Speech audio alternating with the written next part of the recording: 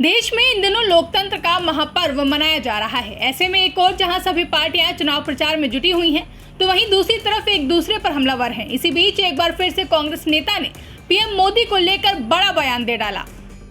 जो व्यक्ति अपनी पत्नी के साथ अपने साथ नहीं रख पाया, पहला नंबर तो वही हुआ कि उनकी बीवी इनके साथ क्यों नहीं रही। शादी रहते हुए भी आपने अपनी बीवी को अपने साथ नहीं रखा, तो महिला विरोधी कौन हुआ। वाराणसी से कांग्रेस प्रदेश अध्यक्ष और प्रत्याशी अजय राय ने प्रधानमंत्री नरेंद्र मोदी के कल हुए महिला शक्ति संवाद कार्यक्रम पर कड़ी प्रतिक्रिया व्यक्त की है। अजय राय ने कहा कि जो व्यक्ति अपनी पत्नी को नहीं रख सका, उसका महिला शक्ति संवाद करना बेईमानी है। अजय राय ने वाराणसी के बनारस हिंदू यूनिवर्सिटी में हुए एक छात्रा के साथ दुष्कर्म की भी चर्चा की और कहा कि इस पर भी मोदी जी को ध्यान देना चाहिए था। साथ ही अजय राय ने प्रधानमंत्री मोदी को बेहद डरा हुआ और हारा हुआ प्रत्याशी कहा। उन्होंने कहा कि बनारस के लोग भोले भाले होते हैं और मोदी जी उन्हें ठगने का काम कर रहे हैं, इसलिए मोदी जी से निवेदन है कि अब बनारस वालों का पिंड छोड़ दें। आप भी सुनिए। पहली बात तो जितनी भी चीज़ें हैं हमारे सांसद और मोदी जी के द्वारा आती हैं, उसमें कोई किसी बात में सत्यता नहीं होती। आप सब जानते हैं, हम सब जानते हैं, पूरा देश जानता है कि महिला विरोधी कौन है।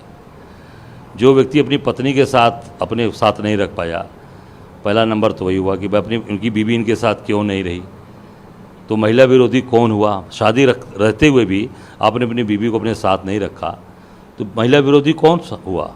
शादी नहीं हुई होती तो अलग बात है। आप शादीशुदा हैं और अपनी पत्नी को आपने त्याग दिया, पहला ये हुआ। जो कोई अपनी पत्नी को, अर्धांगिनी को अपने साथ नहीं रख पाया, जो हमारे सनातन धर्म में होता है। दूसरा, बनारस में जहाँ के आप सांसद हैं, यहाँ पर लगातार बीएचयू में, काशी हिंदू विश्वविद्यालय में बच्चियों के साथ हमेशा अमानवीय कृत्य हुआ। आप देख सकते हैं, एक बच्ची के साथ आईटी बीएचयू की बच्ची, जिसके साथ 3 भाजपा के आईटी सेल के इनके नेताओं ने मतलब सामूहिक दुष्कर्म किया, वीडियोस बनाए और उस पर कोई कार्रवाई नहीं हुई। साधारण धारा मुकदमा लिखकर, जब वो भी वहाँ के बच्चों ने सड़क पर उतरकर प्रोटेस्ट किया, कई दिन तक प्रोटेस्ट हुआ, उसके बाद उसे मुकदमे लिखे गए और साधारण उनको धाराओं में उनको जेल भेजा गया। कोई उनके ऊपर न उनका घर गिराया गया, न उनका बुलडोज किया, ताकि उनको कोई एक ऐसी सीख मिले कि हम दोबारा ऐसा कुछ नहीं कर सकते, कभी जीवन में कुछ सोच न सके, डर जाएं लोग। जैसा योगी जी कहते हैं, इनके जो शिष्य हैं, मोदी जी के जो शिष्य हैं, वो बोलते हैं जो कि हम जो है मतलब लोगों को हमारा नाम लेते हैं तो कानून व्यवस्था वहाँ स्थापित हो जाती है। कुछ नहीं हुआ, उनको जेल भेज दिया गया। उपचार किए मध्य प्रदेश में जाकर, उसके बाद आए तो उनको केवल पुलिस के हैंडओवर कर दिया गया और जेल में आराम से जेल में काट के शायद निकल के, क्या है मुझे नहीं मालूम, पर कोई कार्रवाई ऐसी नहीं हुई जिससे कि एक मिसाल बने। उसके पहले चलिए आप बनारस में, यहाँ जो मैंने सुना कि शायद वो महिला वंदन कार्यक्रम के इंचार्ज बनकर आए थे, पूर्व वीसी बीएचयू के गिरीश चंद्र त्रिपाठी नाम था उनका। उनके समय में बच्चियों के साथ क्या अमानवीय कृत्य किया गया था। वो बच्चियाँ सड़क पर बैठी, धरना दी, उनको बीएचयू हॉस्टल के अंदर महिला छात्रावास को लॉक कर दिया गया, बंद कर दिया गया था, याद होगा। वो बच्चियाँ सड़क पर सोईं, घाटों पर सोईं। वो जवान बच्चियाँ जो ग्रेजुएशन और हाई ग्रेजुएशन की बच्चियाँ, और उस पर कहीं भी कोई मानवता किसी ने नहीं दिखाया भाजपा के नेताओं ने, और वो सड़क पर सोई, सड़क पर धरना प्रदर्शन कई दिन चला। संयोग देखिए, उस दौरान मोदी जी और योगी जी बनारस आए भी थे, उन बच्चियों का हालचाल नहीं लिया, उसमें नारी वंदन अभिनंदन नहीं किया, और एसपी जी ने रास्ता इनका चेंज करा दिया, रास्ता बदलवा दिया। उन बच्चियों से मिलने के बजाय मोदी जी रास्ता बदलकर भाग गए, रास्ता बदलकर भाग गए। महिलाओं से नहीं मिले, बच्चियों से नहीं मिले। उस जो बच्चियां सड़क पर सोई थी, आंदोलन कर रही थी, उनसे नहीं मिले। उसमें नारी का वंदन अभिनंदन उनको याद नहीं आया। आज उनको नारियों का अभिनंदन और वंदन और मातृशक्ति, उनको ताकत दिख रही है। और उस दौरान वो बच्चियां किसकी बच्चियां थी, वो किसके बच्चे थे? हमारे बच्चे थे, हमारे देश के बच्चे थे, हमारे राष्ट्र देश, हमारे कल की वो भविष्य हैं, जो वे टॉपर हैं, बीएचयू के स्टूडेंट थे। सब बच्चियाँ, केवल बच्चियाँ थीं, और वही इनका वीसी उनको अपने हॉस्टल्स के अंदर नहीं जाने दिया और उनको सड़क पर सोने में मजबूर किया। हम लोगों ने उसमें जो हो सकता था, हमारे एनएसवाई के लोगों ने जो भी हो सकता था, वहाँ के हमारे प्रोफेसर्स ने, टीचर्स ने उनकी मदद की। तो ये अब चुनाव आ गया, अब चुनाव में जब डर सताने लगा तो मोदी जी नारी अभिनंदन और वंदन कर रहे हैं, और ऐसी अपनी पत्नी को अपने साथ नहीं रख पाए। यहाँ बनारस के अंदर आपके जहाँ आपका संसदीय क्षेत्र और संयोग से आप थे और मैदान छोड़ के आप भाग्य रास्ता बदल दिए, इससे क्या ये नारी वंदन अभिनंदन है या कायरता है? ये उन्होंने मंच से ये भी कहा कि मुलायम सिंह के उस स्टेटमेंट का भी जिक्र किया जिसमें एक बार उन्होंने कहा था कि लड़के हैं गलतियां हो जाए करते हैं, और उन्होंने दावा किया कि अब सपा के लड़के गलतियां करके देखें योगी की सरकार। देखिए, मैंने कहा ना कि पहले मोदी जी ने जो किया बच्चियों के साथ, उसमें देखिए ना अपने लोगों उस पर क्या कार्रवाई किया। अब लड़कों की बात और बाकी बच्चों की बात, बाकी लोगों की बात छोड़ दीजिए, आप सपा के लोग और बसपा कांग्रेस की बात छोड़ दीजिए। आपके संसद रहते यहाँ पे बच्चियों के साथ जो कुकृत्य हुआ, जो उनके साथ अपमानजनक जो उनके साथ व्यवहार, उस पर क्या किया आपने?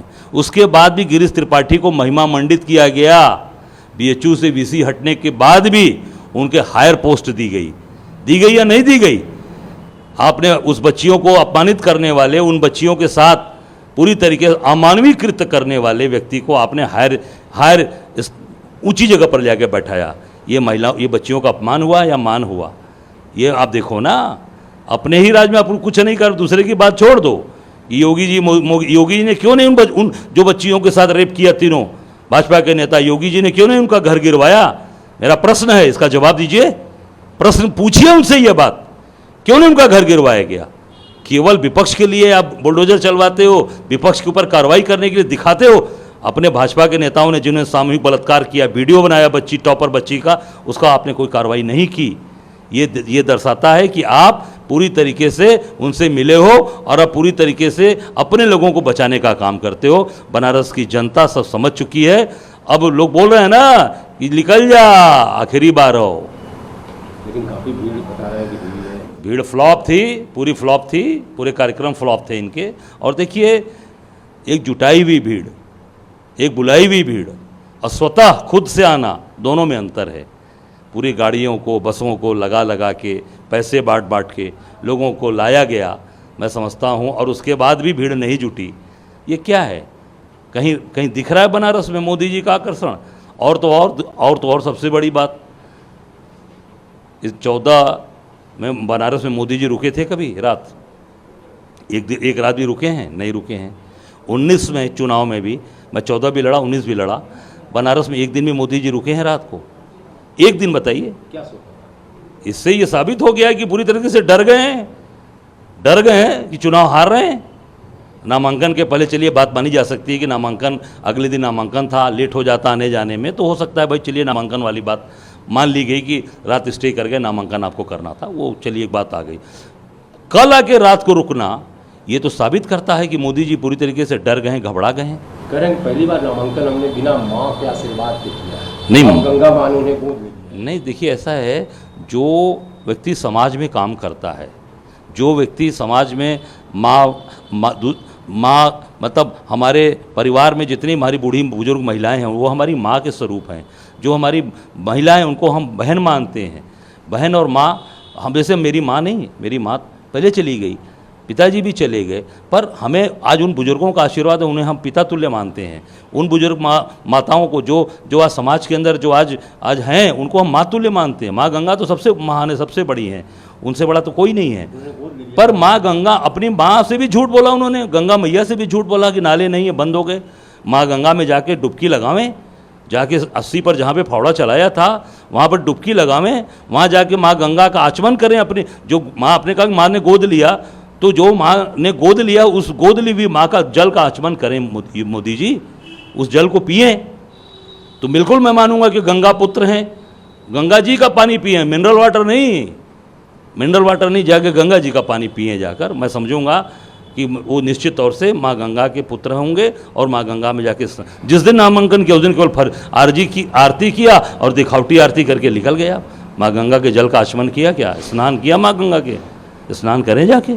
और कहाँ? 80 पर जहाँ फावड़ा चला, जहाँ सबसे ज़्यादा अपने फावड़ा चला के सफाई की बात की थी, वहाँ जाके स्नान करें। नाला गिरता है, जाके स्नान करें, समझ में आ जाएगा कि माँ, वो ढका जा रहा है, उसको ढका गया है, फ्लोटिंग जेटी लगा कर ढका गया। क्या है? पर्दा लगाया जाता है। 10 साल में अपने बनारस को क्वेटो बना दिया। जब आप आते हो तो चारों तरफ पर्दे लगाए जाते। क्यों पर्दे लगाए जाते? पर्दा हटाइए, बताइए मैंने कोई काम नहीं किया। जनता को ठग रहे हैं आप। जनता को अब क्या, ये बाबा की नगरी है, यहाँ लोग बाबा विश्वनाथ अड़भंगी भक्त होते हैं।